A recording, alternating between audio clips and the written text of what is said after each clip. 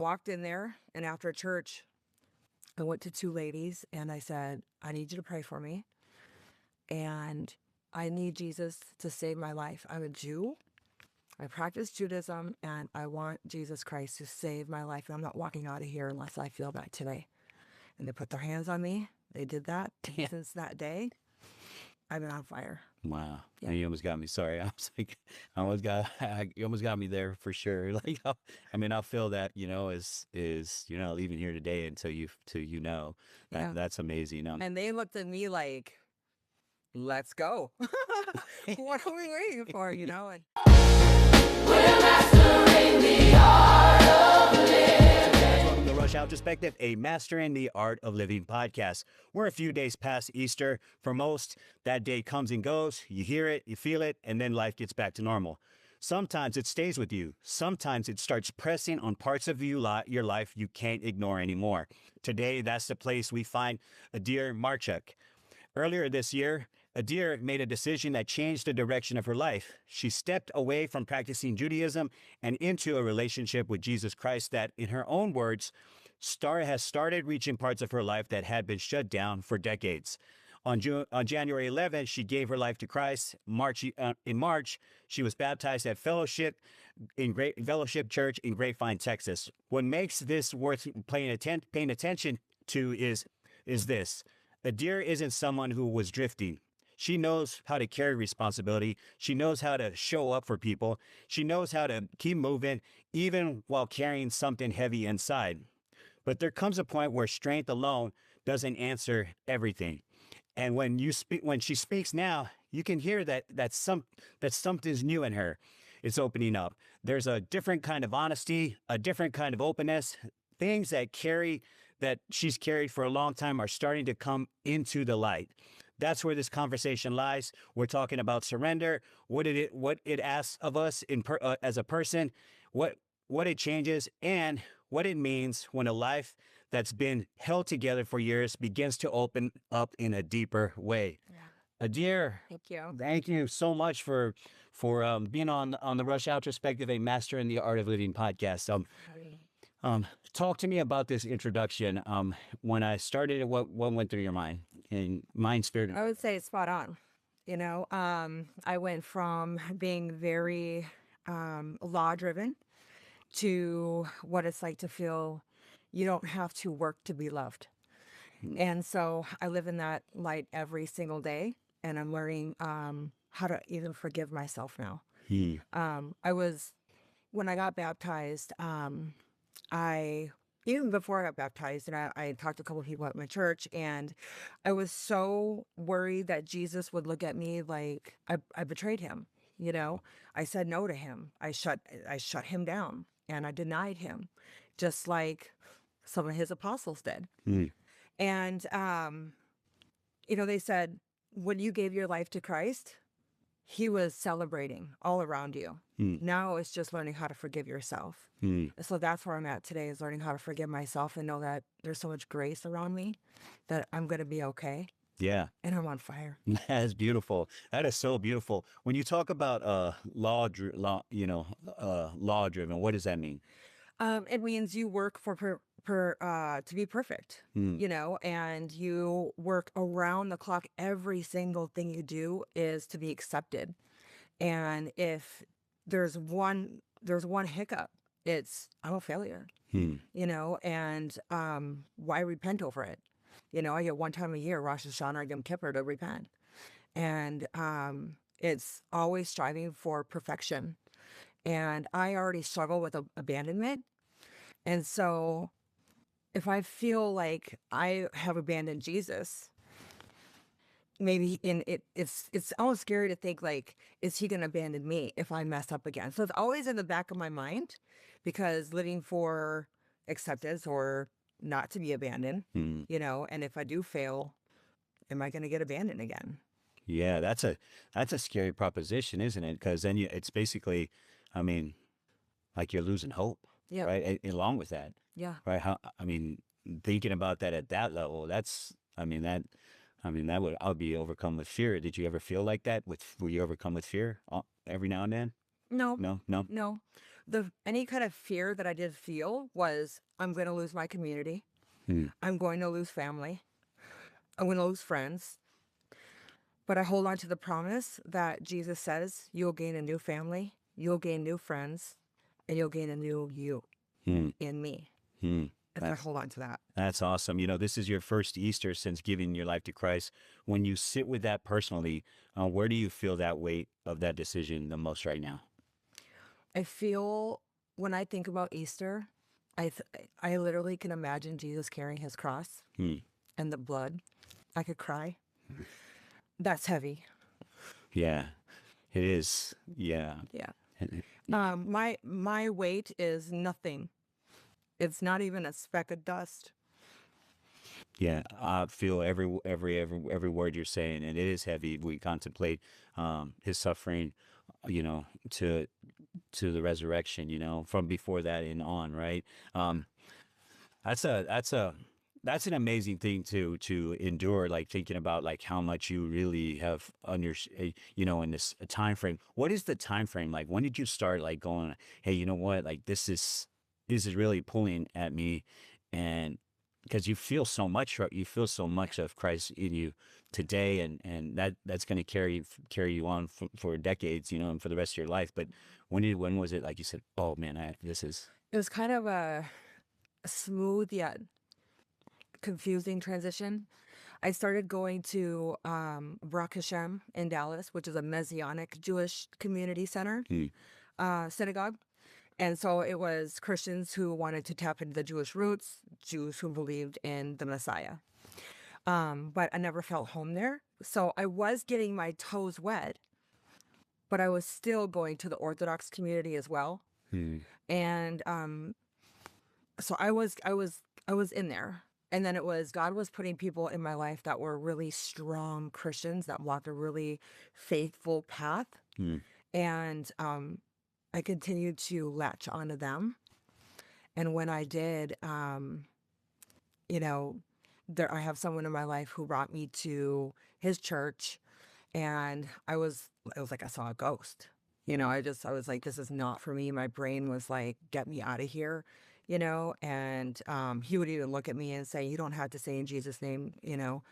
And I'm like, it doesn't feel right, Yeah. you know, for you to tell me that, and I'm here. So I was getting really confused and mixed signals. And then having the conversation of what is it like to be evenly yoked. And that is when I started watching The Chosen. That was in the end of November.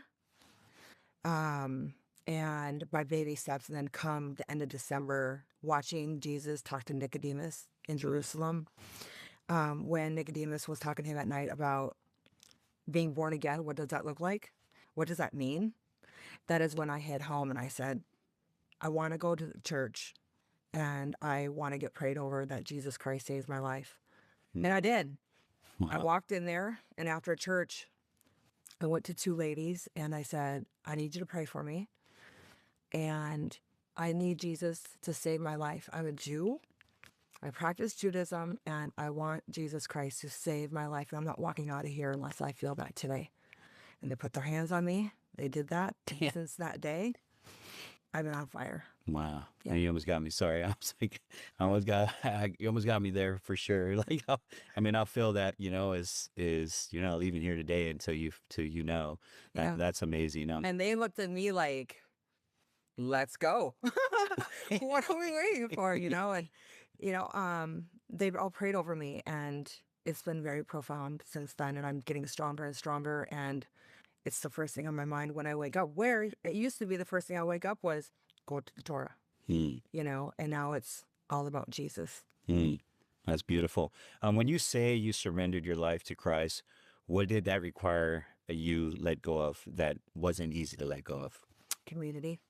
It was also welcoming my rabbi into the home and sitting him and his wife down and telling them that I've decided this path and nothing will ever change my mind. Even though they say your community's still there, you're still invited. That's not my community anymore. He's not my rabbi anymore. My rabbi is Jesus Christ. And so surrendering prayer rituals, Yeah. learning what it's like to pray emotionally, vulnerably, and open up my heart to Jesus and really allow him to dissect my mind and my heart versus it being, again, law driven. Prayers are, no, it's logic over emotion, Hmm. and I'm learning how to be emotional. Hmm. That's amazing. When I first met you, I could feel I could feel the radiance from you. I felt that strength and that it's like, okay, man, we gotta proclaim this in front of God and man, that this is your the victory that He has over your life today. So I felt it was so important. Like, say, we're gonna document this, and maybe a few months from now we'll do it again, and then a year from now we'll do it again, and we'll just keep on going. Yeah. And because I think for me, I really, I felt that, and I said, we gotta put this, we gotta have the rest of the world see this, because yeah, I mean, it's just so important. Well, and being freshly baptized, they even tell me at my church, when you give your life to the Lord, you want to get baptized right away. And then it was within 2 weeks I met you. So it's like God is working so powerful for me, not only to say, okay, internally I got this, I'm doing this, but outward, Yeah. I'm sharing it, I'm telling people. And when I met you, you commented on my necklace, Yeah. and I was like, well, guess what? You gotta know what just happened to me, So Yeah. yeah. That's very cool.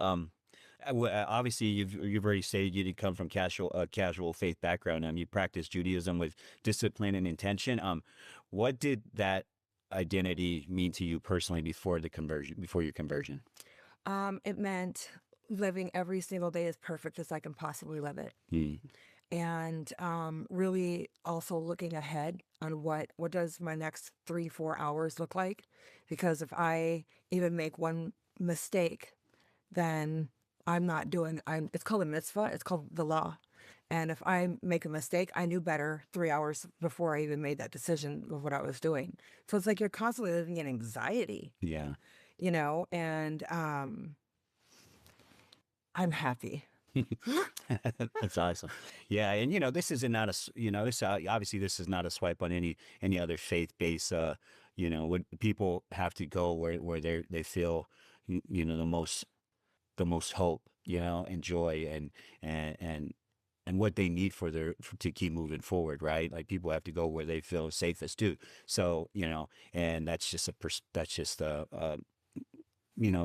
it. That's what it is. Well, to make it clear, like I'm not bad mouthing the Jewish community. Yeah. I'm not bad mouthing Judaism. Right. Jesus was a Jew. His followers were all Jewish until the Gentiles, Yeah. And and I'll always be Jewish. I am a believer of Jesus Christ. And so it's not that I'm bashing anything, Yeah. religion, but I don't want to say I have a religion anymore. I have a relationship. Hmm. And it's growing strong every single day, every minute, second, hour. That's beautiful.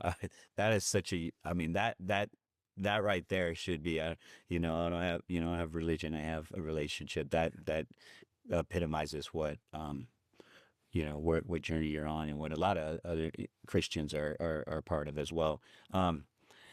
You've already talked about, like, when you chose to come, when you chose following Christ, come from the background that you did.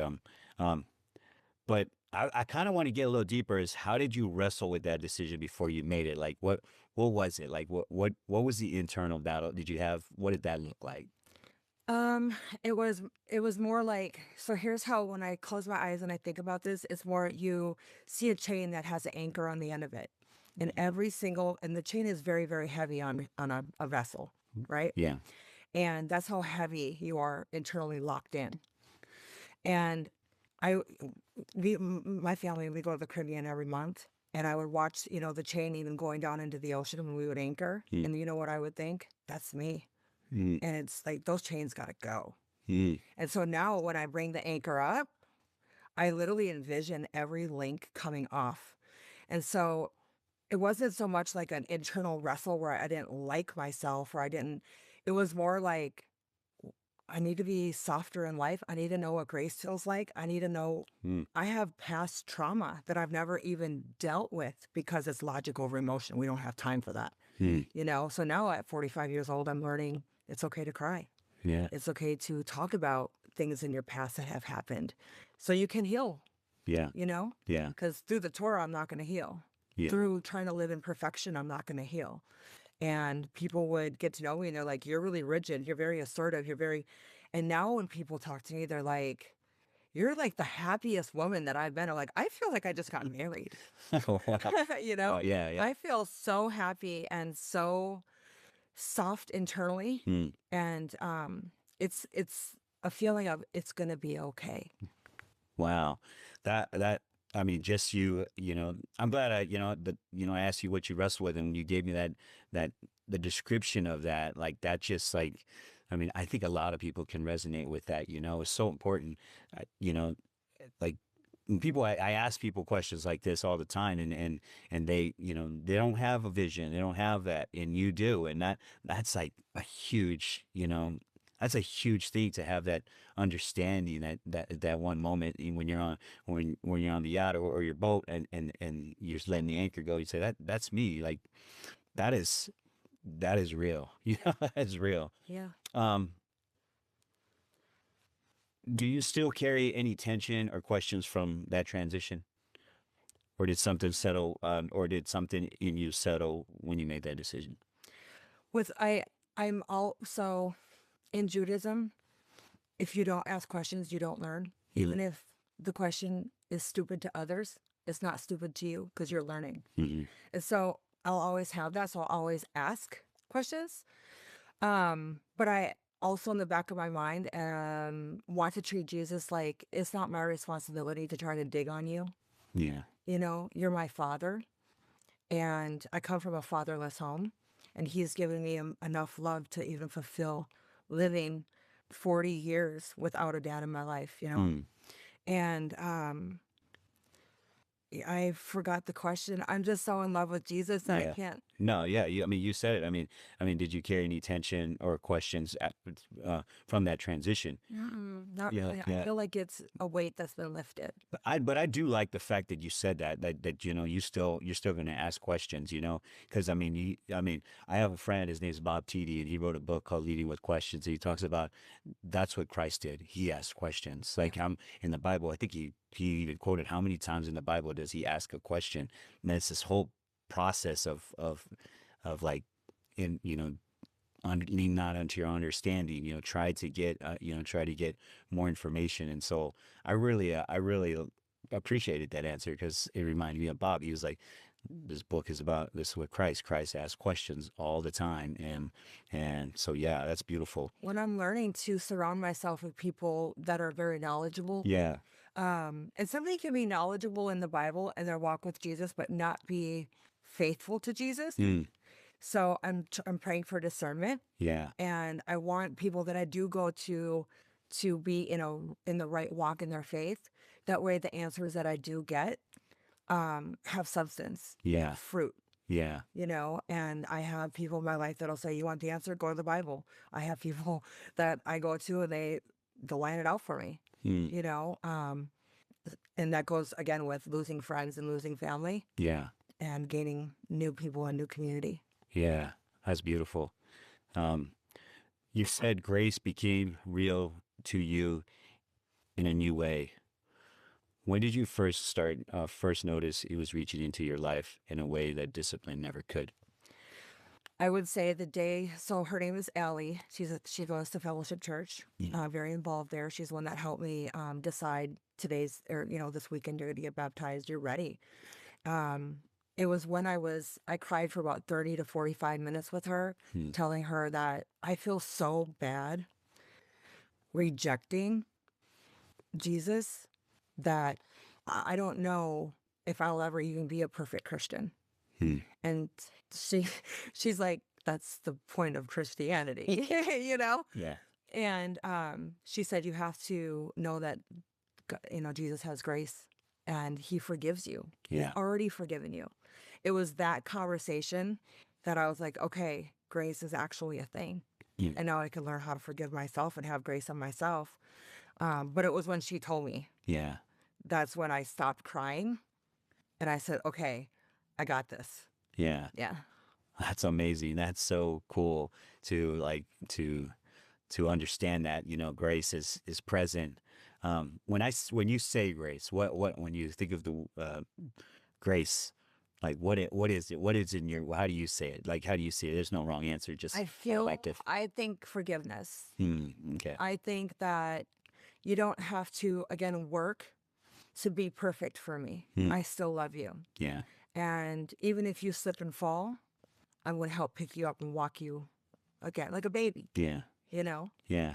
And also asking Jesus, open the door for me in these circumstances, help me with discernment, but also being very mindful. I need you to hold my hand through the door. Don't just open it and allow me to go through that door by myself. Yeah. Yeah. That's it. Say he doesn't close doors, he opens them, right? You spend years living in a very controlled, logical space emotionally. What did it protect you from, and what did it cost you? Um, I don't know what it protected me from. I know that it helped me be very disciplined, very orderly and disciplined and structured. Yeah. But the second part of that is what did it what? What did it cost you? It costed me. It costed me what it was like to feel. Yeah. Going from, I don't want to use the word numb because I wasn't numb. I was solid. I like stone, like stone cold. Okay. Cold, not Yeah. hot. Yeah. There we go. Stoic or something. Yeah, stoic. Yeah. Even facial expressions, Yeah. and things that are supposed to be funny and lighthearted just were not. So it costed me what it was like to feel.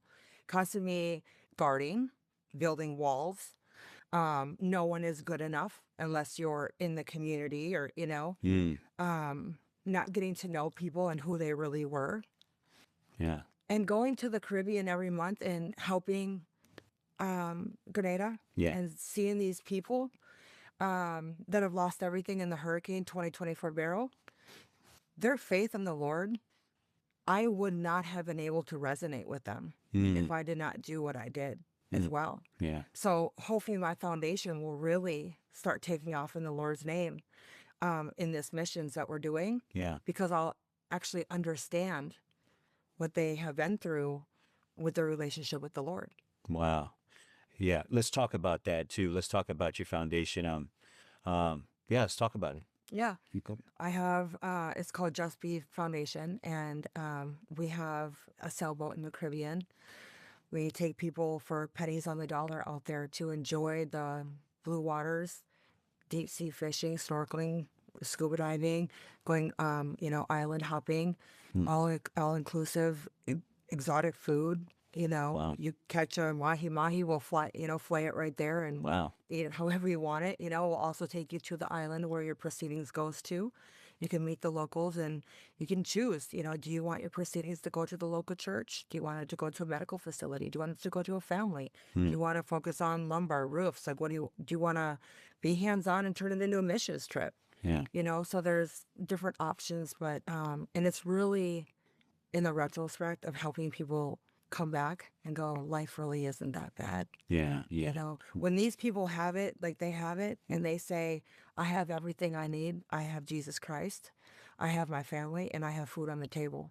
I may not have a roof over my head, but I have those three things. That's like, why wouldn't you want to know Jesus? Yeah. Yeah, Yeah. So it helps me even when we come back to the U.S. That life is really good. As you were talking about, your stoic nature and all those things, I was like, I thought it was really beautiful because I'm sitting here like listening to it's like know thyself, like know thyself, and and those moments now that you're looking back at it, it's like you knew who you were, you know what I mean, and you knew you were stoic, and like if you didn't fit in, if you you weren't perfect, then you didn't belong in my circle, kind of thing. But I think that's really so important, right? Is you got to know you got to know your defects of character and what you have to continue to work on. Do you think your level of humanity has transcended from where it was before? Like, I would say, yeah, For Yeah. sure. But going back to what you were just saying, Yeah. I don't feel like I really knew myself. Mm. You Wow. know, Yeah. I knew how I was under the law, Mm. but now I look in the mirror and I'm a different person. You know, people shake my hand or hug me. I'm a hugger. And in Judaism, you don't shake hands. Yeah. You know, you don't touch another male. You don't, there's none of that. And I'm like, I want people to feel the presence of the Lord that we're, you know, that's through me of what I feel, fire. Yeah. And so I feel like I'm just getting to know myself all over. Wow.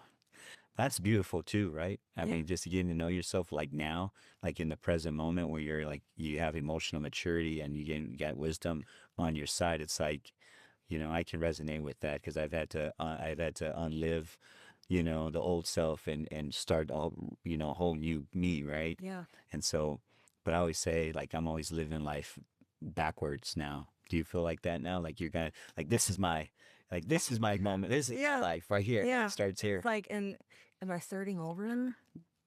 You know? But where I am going to have to start over is I'm going to have to learn how to deal with a lot of trauma that I've had in my past. Hmm. Things that haven't even been revealed to me yet through the Lord. Yeah. You know? So I know that's coming. And I feel like Jesus will work through me enough and make me strong enough in him to where when those things come and surface and he examines my heart and my mind and they come to me, that I'll be able to not just take it at surface level, but rely on him for my strength. Yeah. So that's going to be a beautiful time, Yeah. because you're just going to get stronger and stronger, even now, like I say, like, when they say the Israelites wandered in the desert for 40 years, I didn't know it was me that was wandering in the desert for literally 40 years, Yeah. and to understand that, I didn't let go of anything while I was wandering in that desert. You know what I'm saying? I'll tell you, like you could be your own sinking ship, Yeah. right? Yeah, You exactly. have to know that. It's exactly. Yeah. And you could also be your own bones in the graveyard. Yeah. You Yeah. I know, and I have prayed this to Jesus, and I talk to him like a friend, Mhm. like a father. Yeah.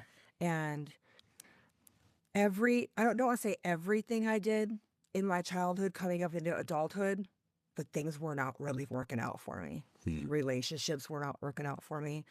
And that goes from dating to marriage to family to friends, coworkers, employees. Mm. And I was like running up against a wall in everything I was doing. And now that I've changed my life, things are like, it's like the waters are parting, Yeah. and I don't know how to describe it, but I'm not running into the wall anymore. That's great. Or like the little bunny with you wind it up Yeah. and it and just it goes goes in a back. circle. Yeah. Yeah. Yeah, Yeah. I'm not doing that anymore. Wow. I resonate with a lot of things you're saying.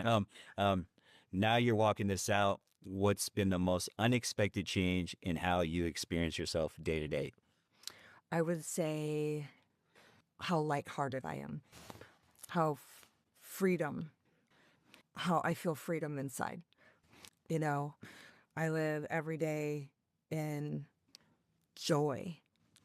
There is a joy that it's from when I wake up in the morning. As soon as I wake up my eyes, I'm so glad there's light in my room. My eyes are open, I can see, and yeah, my lightheartedness, not being as stoic, Yeah. not being so rigid and Yeah. assertive, Hmm. Like, forgiveness, forgiving people. yeah, for sure. Life can be ultra serious. We can get ultra serious at times, just because of our surroundings and the environment we're in, life can be like, hey, I got to be always on high alert because, That was me. yeah, yeah. And I can't tell you how many people would say, you're so stern. Like, Hmm. it's so A to Z with no middle ground, Yeah. black and white. Yeah. How are you living? And it's mission, mission, mission, Yeah. what can I do to be accepted, accepted, accepted? And I'll bend over backwards to be accepted. Performance stuff. Performance Yeah. for love. Yeah. And now I'm just loved. Yeah. Man, hallelujah. How about that? Hallelujah. Praise God, I mean, that's unshackling the chains. It's unburdening yourself from that's not yours alone to carry by yourself anyways, right? It's like he lifted up to Christ and he takes it over and he says, Jesus, take the wheel, take the stern, take the take it all. Just leave me your love. Yeah. Can I eat bacon? Yeah. I love me some bacon. Can I eat bacon? Yeah. Okay, let's see here. That's awesome. No, it's so cool. Like It's even dietary. yeah, So it just goes even yeah, to dietary. yeah, My yeah, diet yeah. has changed. Yeah, Exercise has changed. yeah. That's amazing. That's man, I'm so happy to be sitting with sitting with you today. This serves as a reminder for the bondage that people, the emotional, psychological, spiritual bondage that people can find themselves in for decades, and then to have this this moment with Christ, and he breaks that wide open. He gets you to have clear vision and know what hope is and what it feels like, and showing him your love by the people he puts around you. I mean, look at us. We just met recently, and you're on the podcast. But that's what the sermon's about, right? Like, let's say God, like, we need to sit down. Adir and I are gonna sit down. We're gonna become good friends. We're gonna hang out. We're gonna figure this out. We're gonna walk through this, and I'm gonna be her biggest fan in her journey, and I want to recruit other people to be big fans of Dir's, and reach out to her and befriend her, and you know who you are. My group will pour some love on you for sure too. Yes, absolutely. For someone who's considering a similar step, moving from one faith tradition to another, what should they be honest with themselves about before they do it? I would say to really do a validation of checking in with yourself, and is everything really okay? And if there is even one speck of permeation of curiosity, it only takes a seed of a mustard seed for it to grow. So if there is any kind of curiosity, tap in, because I promise you, Jesus Christ will grow it. Awesome. One more question. I'm gonna ask you this though first. Talk about a little bit more about your foundation, how people can get a hold of you, where they can go to be part of this amazing experience in Jamaica. Is that right? No, it's in the Caribbean. Caribbean. Okay, yeah, Caribbean. Yeah. But yeah, talk to people. Tell them where they can tap in and Yeah. see. So, like my website. Oh yeah, everything. Yeah, Yeah. your website. Yeah. So it's And email. justbe/foundation.org.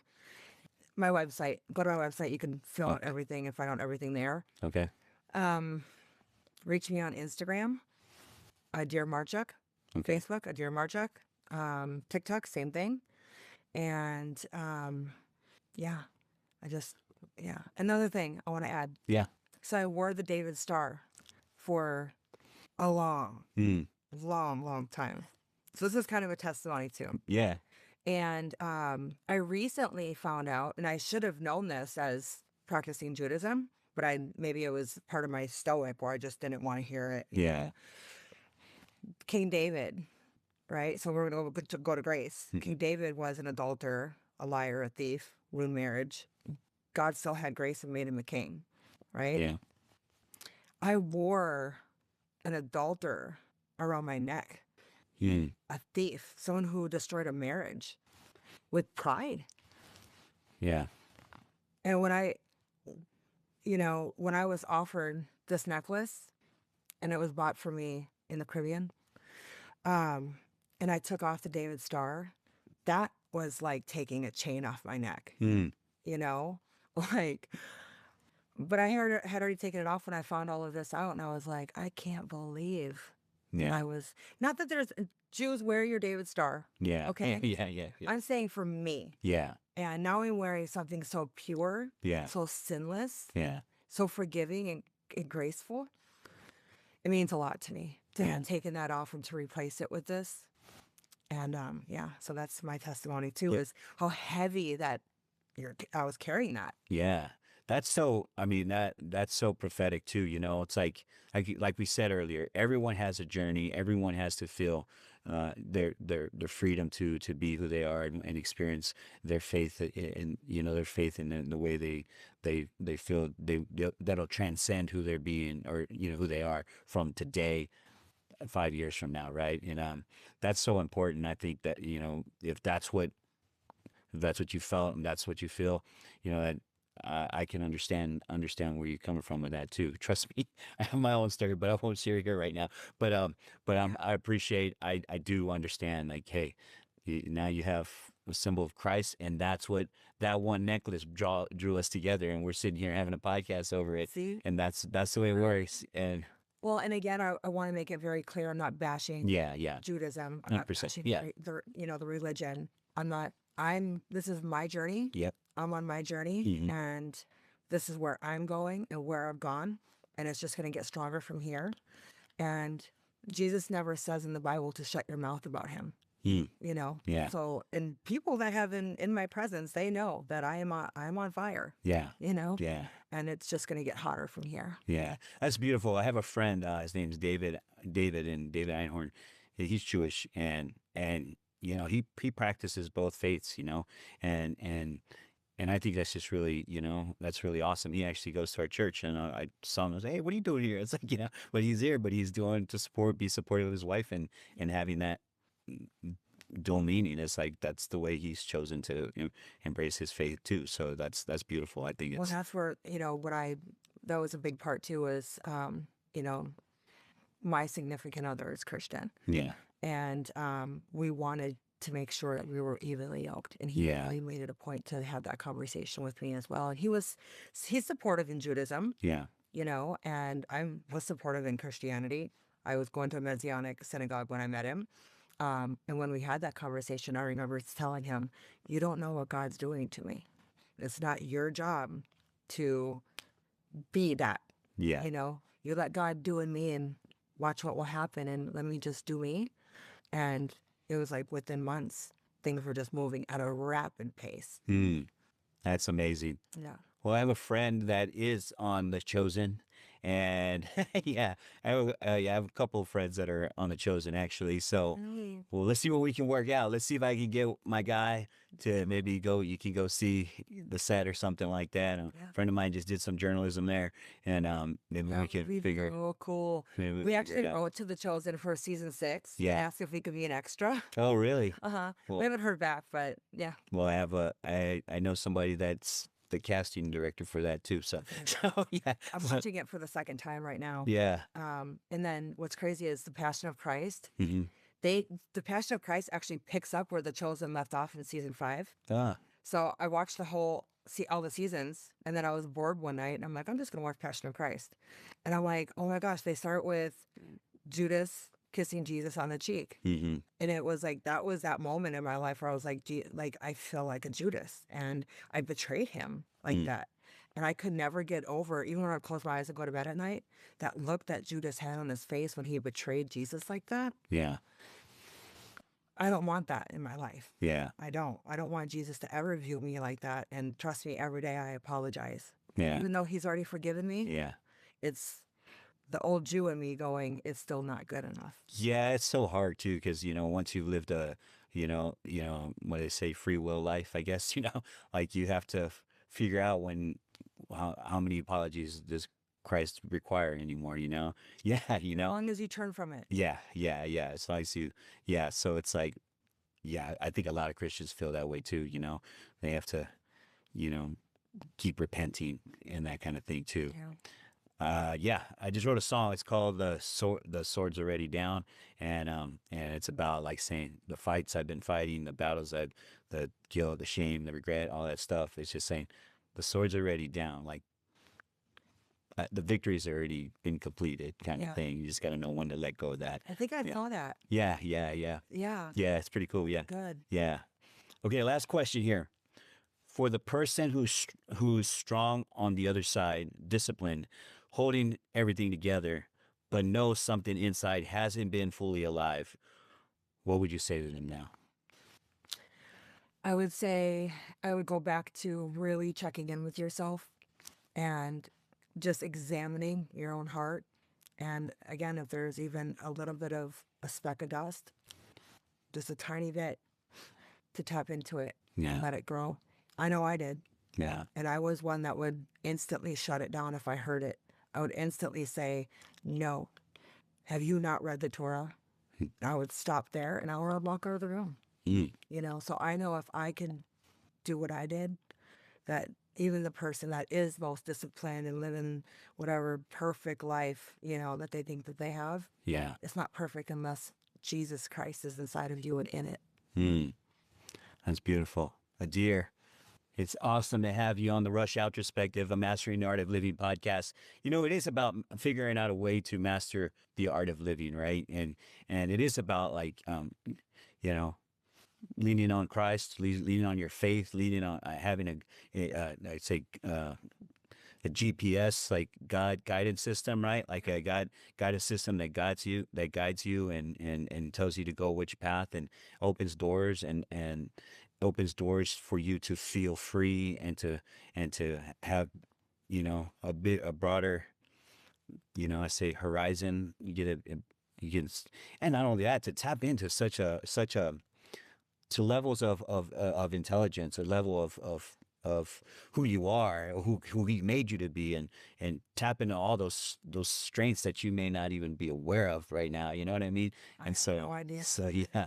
So I'm so excited for you. I'm so happy that we had you on. Well, I had you on the podcast. We're here, and you accepted my invitation, and I just want to tell you, I feel blessed to be part of this conversation today. Same. Thank you. Awesome. Thank you. All right, guys, that's it for the Rush Outrospective, a Mastering the Art of Living podcast. As I always say, have peace and a light in you, and remember that the ocean refuses no river. We're mastering the art.